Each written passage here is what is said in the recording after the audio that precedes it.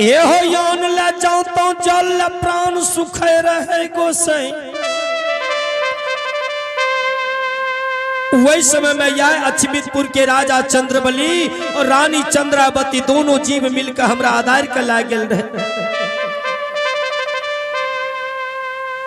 वही समय में राजा चंद्रबली का वचन देने गेल रही है कि हे राजा रानी, एहो या तोरा वचन दे राजा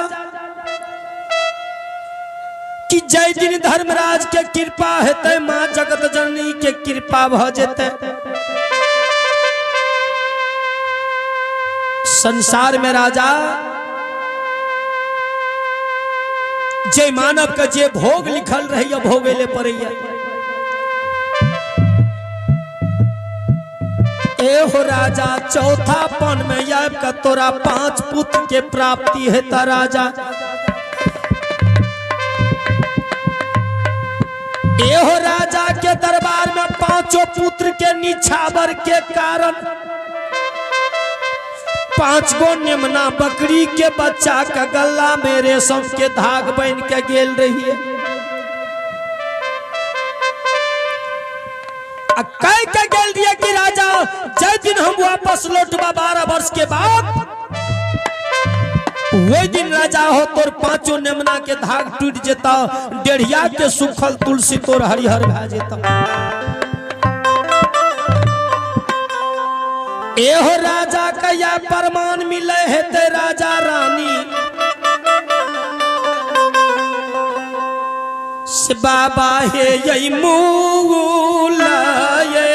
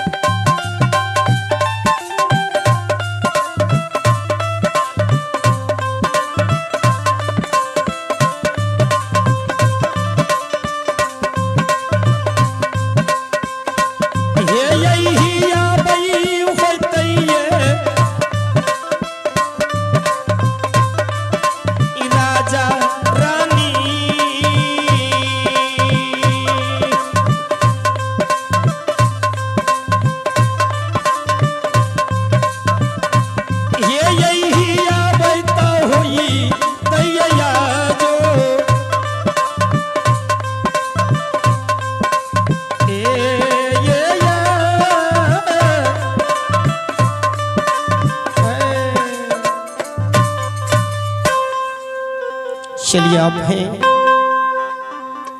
पुरस्कार की ओर में आशीर्वाद के रूप में श्रद्धा विश्वास के साथ दान देने वाला दाता यदुनंदन शाह, जो स्थानीय निवासी भगवान के दरबार में 51 रुपया का पुरस्कार दिए हैं और दानी को हर मन का मनोकामना को पूर्ण रखे भगवान। उनकर बाल बच्चा को सुखी शांति का मनोकामना दें। जय हो दानी दाता, जय हो उनकर कुल परिवार की जय हो। चलिए आप हैं दूसरा महादानी सोनाली कुमारी, जो हमारे डॉक्टर रविंद्र बाबू का सुपुत्री सोनाली कुमारी, जो भगवान के खाता में श्रद्धा विश्वास के साथ शानदार 101 रुपया का पुरस्कार दिए हैं और दानी दाता का हर मन का मनोकामना को पूर्ण करे। मां सरस्वती से मनोकामना करो जो बच्चे को विद्या का भंडार दे। जय हो दानी दाता, जय।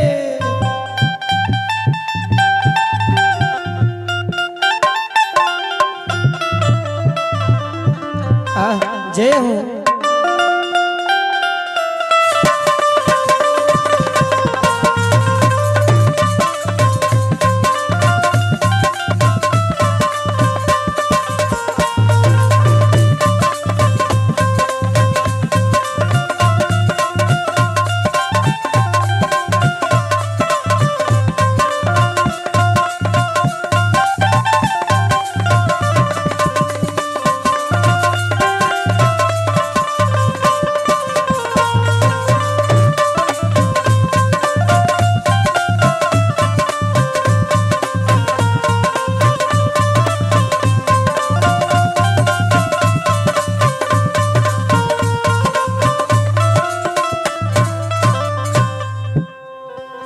गुरुदेव हाँ हाँ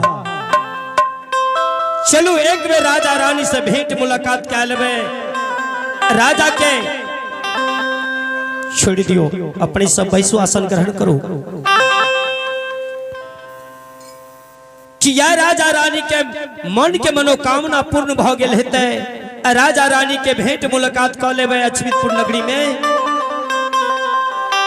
ओई के बाद सीधा पोहपीपुर नगरी जन्मभूमि के चल देवे गुरुदेव। वहाँ तो मिल के तो नहीं रुकबे। नहीं गुरुदेव, राजा रानी से भेंट मुलाकात करबे, राजा रानी के पांचोटा पुत्र के देखबे, नैन जुड़ा जेते गुरुदेव। चलू एक बेर देख लेबे। तो चला तो आते हैं साले यही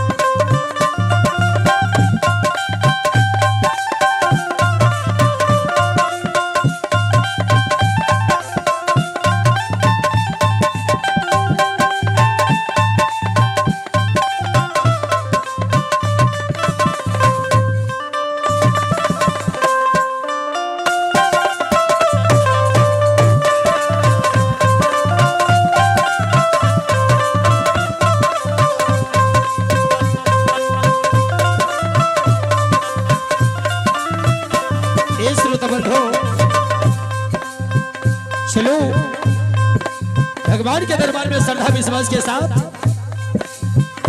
दिनेश बाबू शानदार 51 रुपए के दान कलखिन है और दोसर महादानी पश्चिमेश्वर पासवान 21 रुपए के दान कलखिन है। ऐ दोनों दानी का हर मन के मनोकामना के पूर्ण करी हो भगवान। जय हो दानी दाता, जय हो उनका कुल परिवार की जय।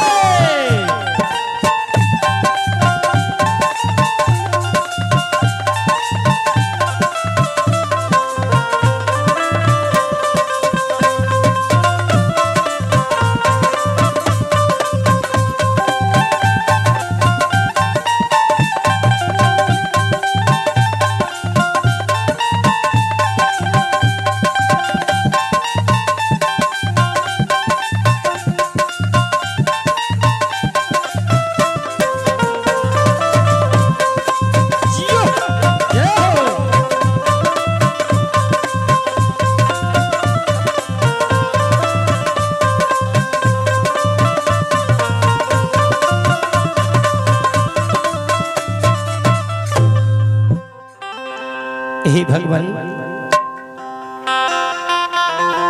हे ये गुरु देविया। हाँ हाँ बोलो बनवासी। गुरु बाबा हाँ हाँ या चिया चिवितपुर नगरी देखियो राजा चंद्रमलि के महल